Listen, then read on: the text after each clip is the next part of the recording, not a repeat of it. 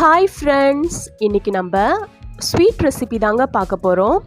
ரசகுல்லா எப்படி ரொம்ப ஈஸியாக செய்கிறதுன்னு பார்க்கலாம்.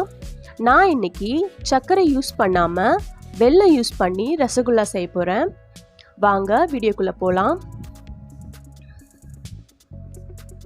ரசகுல்லா செய்கிறதுக்கு நான் 1 லிட்டர் பால் எடுத்திருக்கேங்க. பால் முதல்ல காய்ச்சிக்கலாம். பால் காய்ச்சி நம்ம பன்னீர் ரெடி பண்ண போகிறோம்.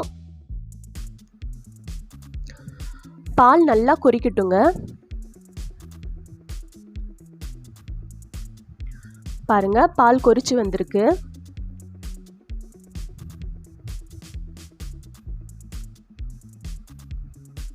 இப்போ நம்ம லெமன் ஜூஸ் சேர்க்க போகிறோம். அதனால் நான் 1 லெமன் எடுத்திருக்கேன்.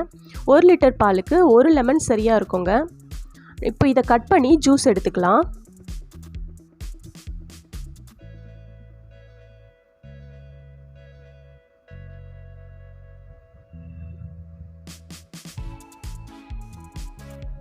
எவ்வளோ ஜூஸ் இருக்கோ அந்த அளவுக்கு தண்ணி சேர்த்துக்கலாங்க. பால் கொதிக்கும் போது நான் பாதி அளவு லெமன் ஜூஸ் சேர்த்துருக்கேன்.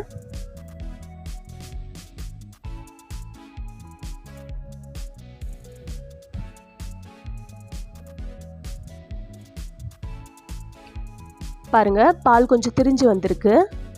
மீதி இருக்க லெமன் ஜூஸையும் சேர்த்துக்கலாம்.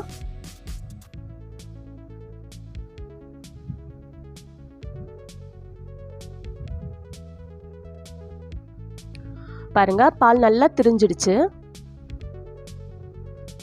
அவ்வளோதான், நம்ம ஸ்டவ் ஆஃப் பண்ணிடலாம்.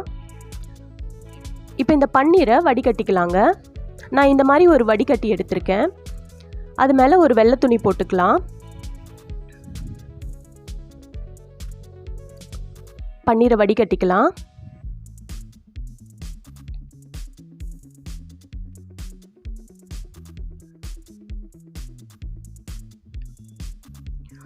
பன்னீரில் நான் கொஞ்சம் தண்ணி சேர்த்து மிக்ஸ் பண்ணி விட்டுக்கிறேங்க. ஏன்னா லெமன் சேர்த்ததுனால அந்த புளிப்பும் லெமனோட வாசனையும் போகிறதுக்காக நம்ம தண்ணீரில் 2-3 வாட்டி இந்த மாதிரி அலசி எடுத்துக்கணும். நான் ஒரு 3 முறை தண்ணி ஊற்றி அலசி எடுத்துக்கிறேங்க. இந்த மாதிரி மிக்ஸ் பண்ணிக்கோங்க.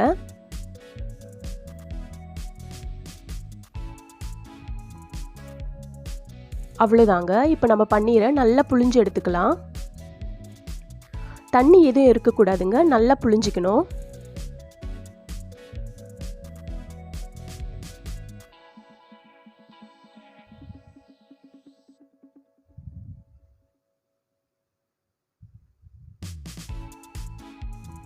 ஒரு 5 நிமிஷத்துக்கு அப்படியே இதை வச்சிடலாங்க. அதில் இருக்க கொஞ்சம் கொஞ்சம் தண்ணி எல்லாம் வெளியே வந்துடும். 5 நிமிஷம் ஆயிடுச்சு. இப்போ நம்ம எடுத்து பன்னீரை பிசைஞ்சிக்கலாம்.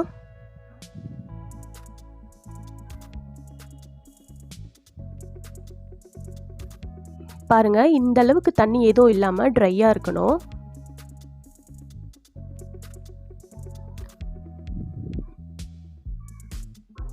இப்போ நல்லா பிசைஞ்சிக்குங்க. இந்த மாதிரி உள்ளங்கை யூஸ் பண்ணி நல்லா அழுத்தம் கொடுத்து பிசைஞ்சிக்குங்க.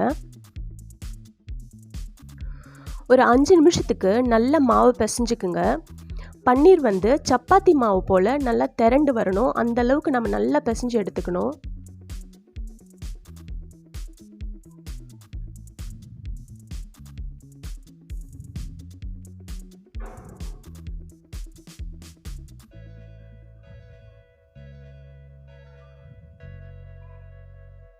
பாருங்க, மாவு இப்போ கொஞ்சம் மாறி வந்திருக்கு மாவு பதத்துக்கு. இன்னும் கொஞ்சம் நல்லா பிசைஞ்சிக்கலாம். நம்ம எவ்வளோ பிசைகிறோமோ அந்த அளவுக்கு பன்னீர் சாஃப்டாக வருங்க. அதனால நல்லா பிசைஞ்சிக்கலாம்.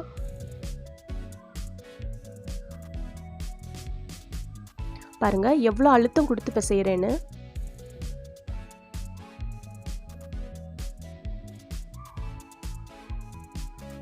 அவ்வளோதாங்க. இப்போ நான் ஒரு 1/2 ஸ்பூன் போல் மைதா மாவு சேர்த்துருக்கேன். ஏன்னா பன்னீரில் இருக்க கொஞ்சம் ஈரப்பதம் கூட இருக்கக்கூடாது. அதனால் மைதா மாவு சேர்த்து இன்னும் ஒரு 2-3 நிமிஷத்துக்கு நல்லா பிசைஞ்சு எடுத்துக்கலாம்.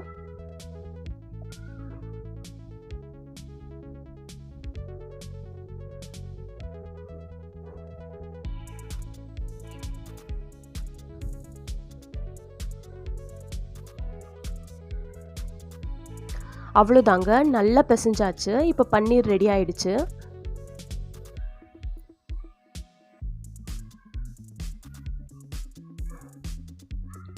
இப்போ நம்ம வெள்ளை சிரப் ரெடி பண்ணிக்கலாம். நான் இப்போது 1 கப் அளவுக்கு வெல்லம் எடுத்திருக்கேன். அதை சேர்த்துக்கிறேங்க. 1 கப் வெல்லத்துக்கு 2 கப் தண்ணி சேர்த்துக்கிறேங்க.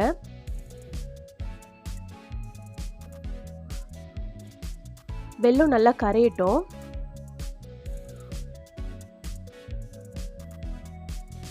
பாருங்க, வெல்லம் நல்லா கரைஞ்சு சிரப் நல்லா கொதிச்சு ரெடியாக இருக்கு. இப்போ இந்த சிரப் நம்ம வடிகட்டிக்கலாம்.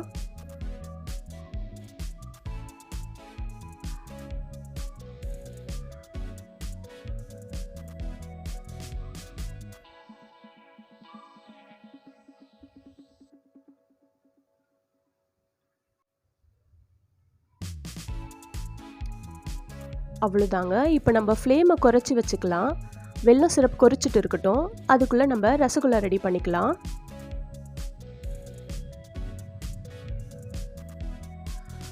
நான் இன்றைக்கி 2 ஷேப்பில் ரசகுல்லா செய்ய போகிறேங்க.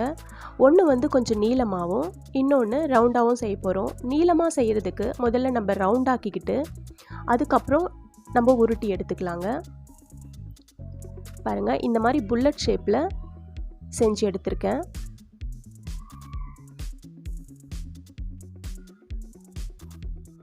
இதே மாதிரி எல்லா ரசகுல்லாவும் செஞ்சுக்கலாம்.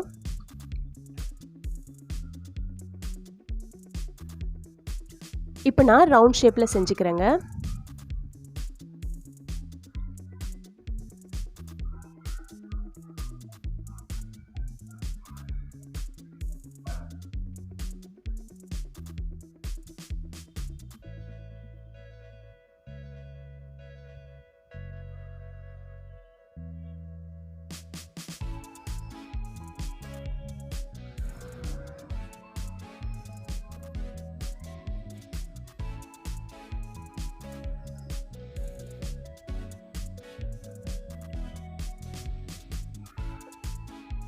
அவ்வளோதாங்க, நம்ம ரசகுல்லா எல்லாம் ரெடி பண்ணியாச்சு. இப்போ நம்ம வெள்ளை சிரப்பில் சேர்த்துடலாம்.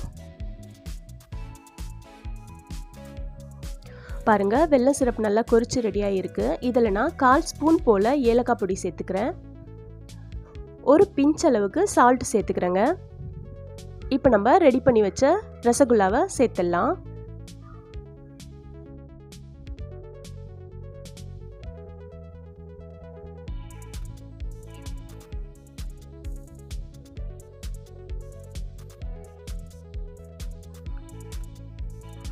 அவ்வளோதாங்க, ரசகுல்லாலாம் சேர்த்தாச்சு. ஒரு 10 நிமிஷத்துக்கு ஹை ஃப்ளேமில் மூடி போட்டு வேக வைக்கலாம்.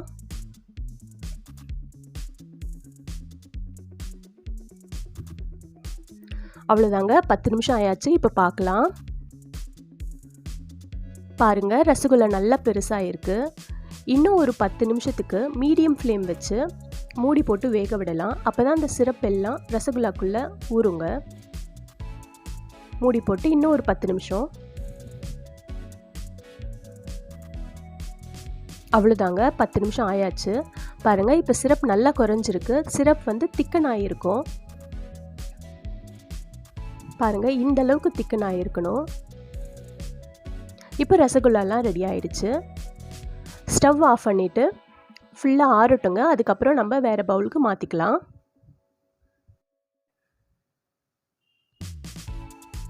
அவ்வளோதாங்க, ரசகுல்லா நல்லா ஆறி இருக்கு. இப்போ பவுலுக்கு மாற்றிக்கலாம். பாருங்கள், நல்லா குண்டு குண்டாக சூப்பராக ரசகுல்லா ரெடியாகி வந்திருக்குங்க.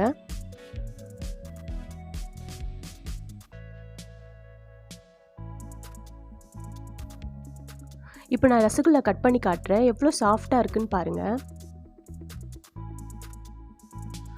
பாருங்கள், எவ்வளோ சாஃப்டாகவும் நல்ல ஜூஸியாகவும் வந்திருக்குன்னு பாருங்கள்.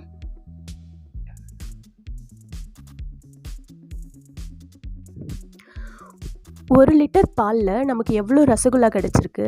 இதே நம்ம கடையில் வாங்கணுன்னா 200-300 செலவாகுங்க. வெல்லம் சேர்த்து செஞ்சதுனால ரசகுல்லா ரொம்ப ஹெல்த்தியாகவும் ரொம்ப டேஸ்ட்டாகவும் இருக்குங்க. நீங்களும் இந்த மாதிரி ரசகுல்லாவை வீட்டில் ட்ரை பண்ணி பாருங்கள். இந்த வீடியோ உங்களுக்கு பிடிச்சிருக்கும்னு நம்புகிறேன். மறக்காமல் நம்ம சேனலை சப்ஸ்கிரைப் பண்ணுங்கள். பெல் ஐக்கான் கிளிக் பண்ணி ஆல் கொடுத்துக்குங்க. அப்போ தான் நான் போடுற வீடியோஸ்லாம் உங்களுக்கு நோட்டிஃபிகேஷனில் வரும். தொடர்ந்து சப்போர்ட் பண்ணுங்கள். தேங்க்யூ.